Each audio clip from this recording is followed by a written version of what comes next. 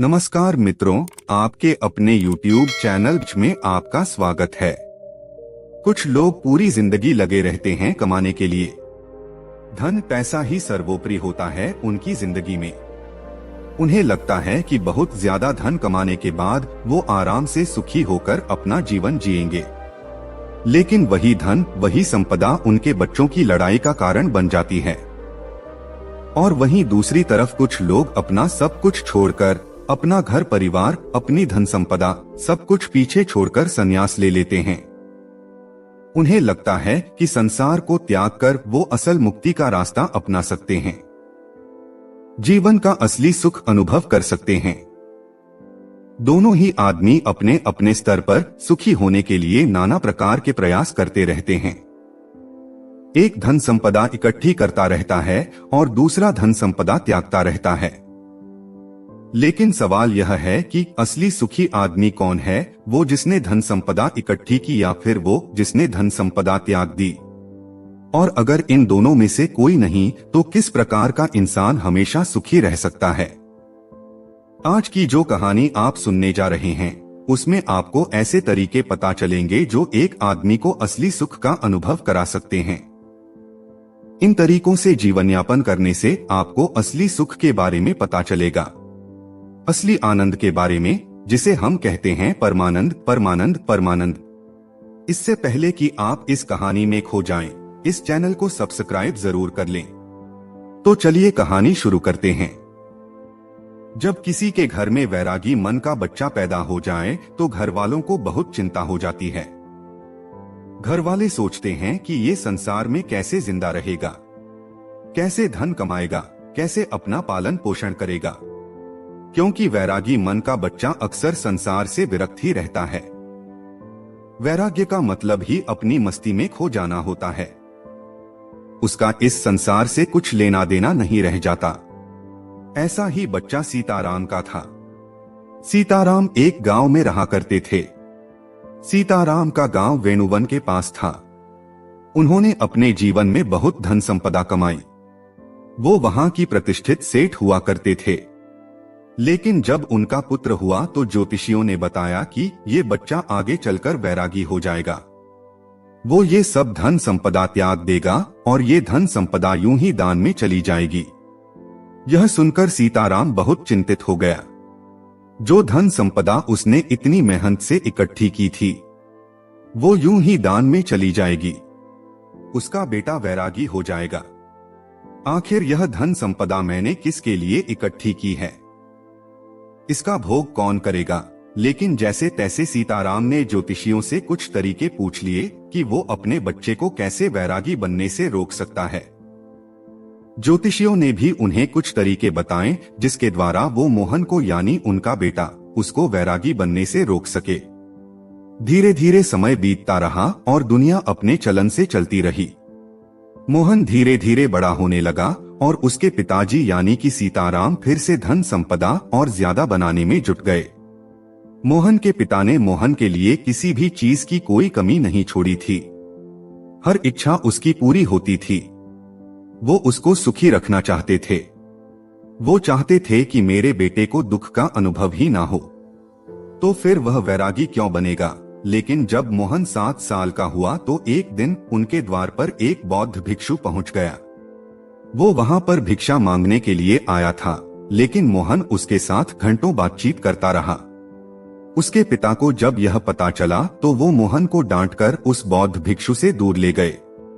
वो सोच रहे थे कि इन भिक्षुओं के पास बैठकर कहीं मेरे बेटे का मन वैरागी ना हो जाए। इसीलिए उन्होंने बौद्ध भिक्षु को डांटकर वहां से भगा दिया और अपने बेटे को समझाते हुए कहा कि बेटा, मैंने तुम्हारे लिए किसी चीज की कोई कमी नहीं छोड़ रखी है। तुम इन भिक्षुओं के पास क्यों बैठते हो? क्या मजा आता है तुम्हें इनके पास? मैंने तुम्हारे खेलने के लिए नाना प्रकार के खिलौने ला रखे हैं। इतनी दासियां तुम्हारी सेवा के लिए लगा रखी है, लेकिन फिर भी तुम यह सारी भोग की चीजें छोड़कर इन भिक्षुओं के पीछे क्यों भागते हो? ये सुनकर मोहन ने कहा कि पिताजी, मैं इन चीजों से उकता गया हूँ। यह सब चीजें मैंने इतनी ज्यादा भोग ली है कि मेरा मन अब इनसे ऊब चुका है। मुझे कुछ और चीजें चाहिए। कुछ और आनंद चाहिए, कुछ अलग प्रकार का सुख चाहिए। अब मोहन तो बच्चा था। उसके पिताजी उसको इस बात का क्या जवाब देते, उनके पास इस बात का कोई जवाब नहीं बना। आखिरकार उन्होंने निश्चय किया कि वह उसके मनोरंजन के लिए और भी नई नई चीजें लेकर आएंगे, ताकि उसका मन वैराग्य की तरफ भटक ना सके। लेकिन जैसे जैसे मोहन बड़ा हो रहा था, वह समझदार भी हो रहा था और अब उसे समझ में आ चुका था कि धन संपदा इकट्ठी करने से कोई सुख प्राप्त नहीं होता है, वह बस सुख की भ्रांति देता है। इसीलिए वह ज्यादातर अपना समय संतों और भिक्षुओं के साथ बिताने लगा। एक दिन जब उसके पिता ने उसे संतों के पास बैठे देखा तो उसका खून खौल गया। उसने सोचा कि मैंने जिंदगी भर जिस बच्चे के लिए कमाया वो भिक्षु बनने जा रहा है। मैंने उसको इतना समझाया, सारी सुख सुविधाएं उसके लिए हाजिर करवाई, और फिर भी ये मुझे छोड़कर, मेरी संपत्ति को छोड़कर वह वैरागी बनना चाहता है। ऐसा वैराग्य में है क्या? उसका मन इस बात से बहुत ज्यादा दुखी हो गया था। इसीलिए उसने गुस्से में अपने बेटे का हाथ पकड़ा और सीधा उसे अपने घर पर ले गया। घर ले जाकर उसने अपने बेटे के चेहरे पर धमाक से एक थप्पड़ मारा। गाल पर थप्पड़ पड़ते ही कोमल स्वभाव मोहन के आंसू टप टप करके नीचे सीताराम के पैरों पर गिरने लगे। इसके बाद सीताराम को एहसास हुआ कि उसने बेवजह ही बिना कोई बात के अपने बेटे को यूं ही थप्पड़ मार दिया। उसने अपनी बेटे को समझाते हुए कहा, मैं तुम्हारे आगे हाथ जोड़ता हूँ। मैंने यह धन संपदा इसीलिए इकट्ठी नहीं की कि यह दान में चली जाए। मैं चाहता हूँ कि तुम इसका सुख भोग करो। तुम मेरी संपत्ति को भोगो, तुम्हारे अलावा मेरा है ही कौन, इस संपत्ति का मालिक कौन बनेगा? और यही असली सुख है। पूरी दुनिया धन के पीछे भाग रही है और तुम्हें यह धन विरासत में मिल रहा है, इसका भोग करो। तुम क्यों वैराग्य की तरफ जा रहे हो? ऐसा क्या है भिक्षुओं में, ऐसा क्या है इन संतों में जो इस खजाने में नहीं है, जो इन दासियों में नहीं है, जो इन नाना प्रकार की भोग की वस्तु में नहीं है? ऐसा क्या है संतों में? यह सुनकर मोहन ने अपने पिता से कहा कि पिताजी, मैं आपकी हर एक बात मान लूंगा, बस आप एक बार आज शाम को मेरे साथ चलो। आज एक बहुत ही अच्छे संत का एक प्रसंग पर होने वाला है। वो सत्संग करने वाले हैं, उपदेश होने वाला है ज्ञान का। आप एक बार और ज्ञान का उपदेश सुन लीजिए, उसके बाद आप जो भी कहेंगे मैं आपकी हर आज्ञा का पालन करूंगा। पर आज शाम सिर्फ मेरे कहने से आप ये उपदेश सुन लीजिए। यह सुनकर सीताराम जोर जोर से हंसने लगा। उसने कहा कि यह कौन सी बड़ी बात है, मैं सुन लेता हूँ प्रवचन, बताओ किस संत का सुनना है, लेकिन उसके बाद अपना वादा याद रखना। देखो मोहन, सिर्फ तुम्हारे कहने पर ही मैं उस संत का प्रवचन सुन लूंगा, अन्यथा मुझे इन संतों के प्रवचन में कोई भी मजा नहीं आता है। ये सुनकर मोहन ने हाँ में सर हिला दिया। शाम को दोनों बाप बेटे उस प्रवचन स्थल पर पहुंच गए जहां पर वो संत आज उपदेश देने वाले थे। थोड़ी देर बाद जब वो संत वहां पर पहुंचे तो सभी लोगों ने उठकर उनका अभिनंदन किया। उसके बाद संत ने कहना शुरू किया कि संतोष के फल बहुत मीठे होते हैं। जो आदमी संतोष का फल चख लेता है उसके मन में अपार शांति का उदय होता है। इंसान को जो कुछ मिला है उसी में उसे संतोष करने का अभ्यास करना चाहिए।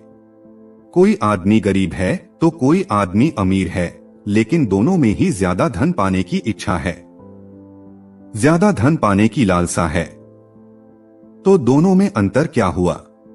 लेकिन जो इंसान जितना है उसी में संतोष करना सीख लेता है तो उस इंसान ने परमात्मा की तरफ अपना पहला कदम बढ़ा दिया।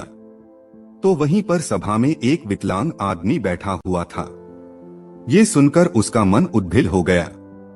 उसने तत्क्षण उस संत से पूछा कि हे महात्मा, आप कहते हैं कि संतोष रखिए, मैं किस प्रकार संतोष रहूं? मुझे भगवान ने क्या दिया? मुझे तो हाथ पैर भी सही सलामत नहीं दिए ताकि मैं अपना पेट भर सकूं। अब आप ही बताइए कि मैं संतोष किस प्रकार रखूं? कैसे मैं अपने मन को समझाऊं? यह सुनकर उस संत ने मुस्कुराते हुए कहा कि वत्स, असंतोष रखने से क्या तुम अपने हाथ पैर वापस पा सकते हो? ठीक है, मैं कहता हूँ कि तुम संतोष मत रखो तो उससे क्या फर्क होगा? क्या भेद पड़ेगा? अरे तुम्हारे हाथ पैर तो फिर भी नहीं आएंगे, लेकिन असंतोष की वजह से तुम अपने मन को, अपने चित्त को दुखी जरूर कर लोगे। इसीलिए तुम्हारे पास कोई भी विकल्प नहीं है संतोष के अलावा। तुम्हें चाहे मजबूरी वश या अपने मन के अनुसार ही संतोष पैदा करना होगा। उसी संतोष को पैदा करने के बाद तुम अपनी मन की शांति प्राप्त कर सकते हो।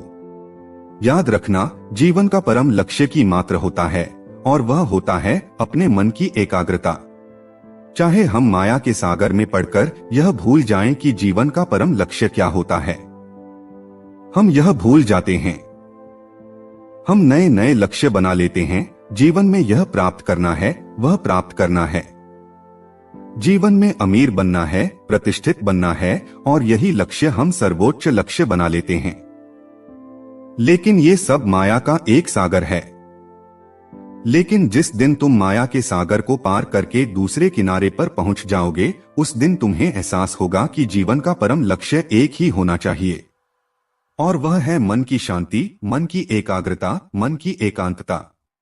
और जब तुम अपने मन के एकांत को पहचान लेते हो, उसे अनुभव कर लेते हो, उसके आनंद को चख लेते हो, तो फिर व्यर्थ के लक्ष्य, व्यर्थ की चिंताएं, सब कुछ पीछे छूट जाता है और बच जाती है एक चीज, और वह है मन का एकांत।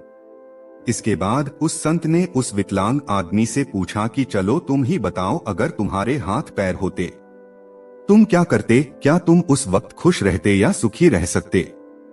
जरा सोचो, अगर आज तुम्हारे हाथ पैर आ जाएंगे तो तुम अपने जीवन में नई लक्ष्य स्थापित कर लोगे कि मुझे यह बनाना है, मुझे यह चाहिए, मुझे वह चाहिए, और उसके बाद वो नहीं मिलेंगे तो फिर से मन में असंतोष पैदा होगा। असंतोष का हमारे शरीर से कुछ लेना देना नहीं है, उसकी उत्पत्ति तो मन से होती है। चीजों का भराव तो मन से होता है। अक्सर मैंने विकलांग लोगों को हंसते हुए देखा है और हट्टे कट्टे तंदुरुस्त लोगों को रोते हुए देखा है। तो संतोष और शांति का आपके शरीर से कोई लेना देना नहीं है। अपने मन को परिपक्व कीजिए, अपने मन को समझाइए, विवेक पैदा कीजिए कि माया के सागर को पार करके मन की शांति तक कैसे पहुंचना है, और माया को समझने के लिए हमें कोई वैरागी नहीं बनना है। वैराग्य तो छोड़ना होता है, छोड़कर भाग जाना होता है। हमें पहले माया को संसार में रहकर समझना होगा, और जब हम माया को समझ जाएंगे तो उसके बाद हम सुखी मन से, तृप्त मन से संन्यास या वैराग्य धारण कर सकते हैं। माया में झगड़ा हुआ आदमी सुख संपत्ति को ही असली सुख समझता है। संपत्ति, धन, प्रतिष्ठा यही उसके लिए सर्वोच्च होते हैं। लेकिन अगर वह अपना विवेक माया से कभी ऊपर उठा पाया तो जरूर ये एहसास कर पाएगा कि असली सुख और असली आनंद का इस धन संपदा से कोई लेना देना नहीं है। वह तो निरंतर है। वह परमानंद तो किसी चीज से जुड़ा हुआ नहीं है। वह तो सिर्फ परमात्मा के लिए है, उस शाश्वत सत्ता के लिए है जो उसको माया से पार उतार रही है। प्रभु का सिमरन या कहें कि ध्यान, ये दोनों चीजें आपको माया से ऊपर उठाकर एक नया नजरिया प्रदान करती है, और वही नजरिया परमानंद का होता है। ध्यान और प्रभु के स्मरण के अलावा अगर हम प्रेम का रास्ता चुनते हैं, दिव्य प्रेम का, तो भी हम उस परमानंद को हासिल कर सकते हैं, और प्रेम का रास्ता ध्यान के रास्ते से कहीं आसान है। इसीलिए दिव्य प्रेम का अभ्यास कीजिए। वो प्रेम जो किसी चीज से जुड़ा हुआ नहीं है, जो स्वतंत्र है, जो आजाद है, जो सभी प्राणी मात्र के लिए है। 3 रास्ते जो माया से ऊपर उठाकर परमानंद की स्थिति प्रदान करते हैं, ध्यान, प्रेम और प्रभु का सिमरन। आप कोई भी रास्ता अपना सकते हैं। सभी रास्ते एक ही मंजिल पर पहुंचते हैं। आज की युवा पीढ़ी अक्सर अपना समय गीत सुनने में लगा देते हैं। फिल्मी गीत, सिनेमा इत्यादि में अपना समय बिताते हैं। लेकिन हमारे पूर्वज हुआ करते थे जो सुबह और संध्या दोनों वक्त आरती और भजन किया करते थे। ढोल बजाते थे, कुछ लोग गाते थे और साथ मिलकर भजन कीर्तन किया करते थे। एक सत्संग होता था, लेकिन आज की युवा पीढ़ी इन सब चीजों को पीछे छोड़ चुकी है। भजन, आरती, कीर्तन, सत्संग इत्यादि करने से क्या होता है? आप उन लोगों को अंधविश्वासी कहते हैं। क्या आपको इसके पीछे का विज्ञान पता है कि भजन कीर्तन करने से मन के कौन से द्वार खुलते हैं? चलिए मैं आपको बताता हूँ। जब भी हम कोई भजन कीर्तन करते हैं, उसमें शामिल होते हैं, तो उसमें हमारा चित्त शामिल हो जाता है। कोई आदमी बजा रहा होता है, कोई गा रहा होता है, कोई ताली बजा रहा होता है और इस भजन और कीर्तन के साथ अपनी जिंदगी के अतीत की चिंताएं पीछे ही छोड़ देता है और उसी भजन में उसका मन लग जाता है। वो मन धुल जाता है, वो मन पवित्र हो जाता है। जैसे किसी ने हमारे मन को साफ पानी में धोकर बाहर निकाल लिया हो। ऐसे ही क्षण होते हैं ध्यान के और वही क्षण भजन, कीर्तन और सत्संग में मिलते हैं। इसीलिए आज के बाद कभी भी ये मत सोचना कि भजन, कीर्तन और सत्संग सब व्यर्थ होता है। व्यर्थ कुछ नहीं होता, व्यर्थ होती है हमारी सोच। इसीलिए युवा पीढ़ी से मेरी गुजारिश है कि भजन, कीर्तन और सत्संग या ध्यान, प्रेम इत्यादि में अपना समय बिताएं। इनके बारे में समझें ताकि आप अपने मन के परमानंद के द्वार को खोल सके, एक अद्भुत आनंद अनुभव कर सकें। उसमें मेरा कोई फायदा नहीं है, ना ही मेरा कोई नुकसान है। मैं तो बस यह चाहता हूँ कि जो स्वाद मैंने लिया, जो स्वाद मैंने चखा, जो मुझे अच्छा लगा, वो दूसरे लोग भी चख सकें, वो भी उसका स्वाद उठा सकें। ये भजन, कीर्तन, सत्संग वगैरह आप अपने घर पर भी कर सकते हैं, अपने दोस्तों के साथ भी कर सकते हैं। जो समय आप गप्पे लड़ाने में लगाते हैं, वही समय आप कुछ नई कला सीखने में लगा सकते हैं। आप ढोल बजाना सीख सकते हैं, आप कोई भजन याद करके उसको गाना सीख सकते हैं। इससे आपकी कला तो निखरेगी ही, साथ ही आपके मन भी धुल जाएंगे। उनको एक अभूतपूर्व शांति का अनुभव होगा, एक प्रेम का उदय होगा, परमात्मा का द्वार खुलेगा। आखिर में एक बात कहना चाहता हूँ कि अमीर और गरीब दोनों में कोई भेद नहीं है, जब तक आदमी माया के सागर को पार करके परमानंद की अनुभूति नहीं ले लेता। और जिस आदमी ने परमानंद की अनुभूति ले ली, ना तो वह गरीब रहता है और ना ही वह अमीर रहता है। वो सम्राट बन जाता है, क्योंकि उसने वो चीज अनुभव की है जो एक अमीर और गरीब दोनों में से कोई नहीं कर पाया। इसीलिए एक मध्यम वर्गीय आदमी जो कि मेरी यह वीडियो देख रहे हैं, वो भी इस माया के सागर को पार करके परमानंद को हासिल कर सकते हैं। बस उन्हें अपने मन को एक नई धारा देने की जरूरत है, एक नया रास्ता दिखाने की जरूरत है। उसके बाद आप अपनी व्यर्थ की लक्ष्य छोड़कर उस लक्ष्य की तरफ चलेंगे जो वास्तविक है, जो वास्तविक आनंद प्रदान करता है। और उसके बाद आपके मन की सारी भ्रांतियां टूट जाएंगी कि असली सुख कैसे प्राप्त किया जाता है। तो दोस्तों, कैसी लगी ये कहानी आपको कमेंट सेक्शन में जरूर बताना, और अच्छी लगी तो इस चैनल को सब्सक्राइब जरूर कर लेना। ऐसे ही और